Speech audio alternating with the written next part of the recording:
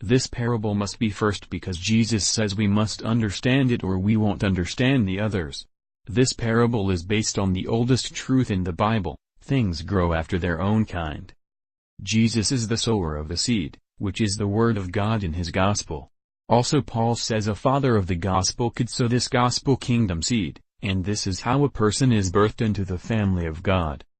The seed or word he sows into us is gospel truth simply because Jesus says we must throw away all other beliefs and believe the gospel.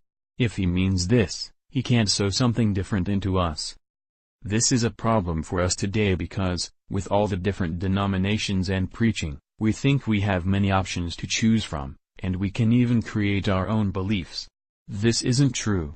Plus, we have so many different Bible translations that all seem to say something a little different from each other. We think the terms testimony of Jesus and the Word of God means the Bible from Genesis to Revelation. This is not true. It is much more specific.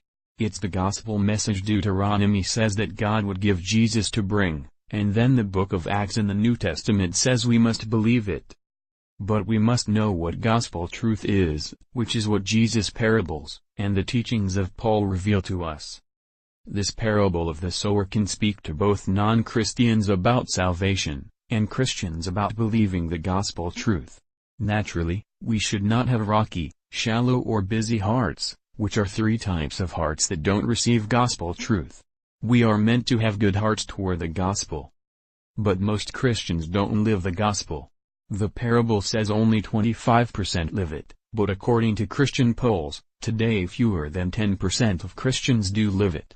This probably means the others are all stuck in some type of other denominational thinking, religion, law, or self-concocted theology. This parable says if we will receive gospel truth, then it can settle down into us and we can relate it to our lives personally. After this, then we release it to others, 30, 60, and even 100 times over again. The gospel is the process of God. All we have to do is receive it, and then God takes over and multiplies it in us. We fellowship in the gospel, and then God is able to complete his good work in us. God uses the power of gospel truth to produce good things from us. The most important thing is what we receive into us. What we receive controls us.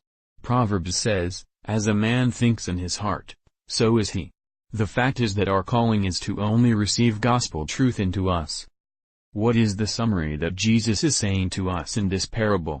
He is saying, please trust me and my Father enough to know we will not mislead you.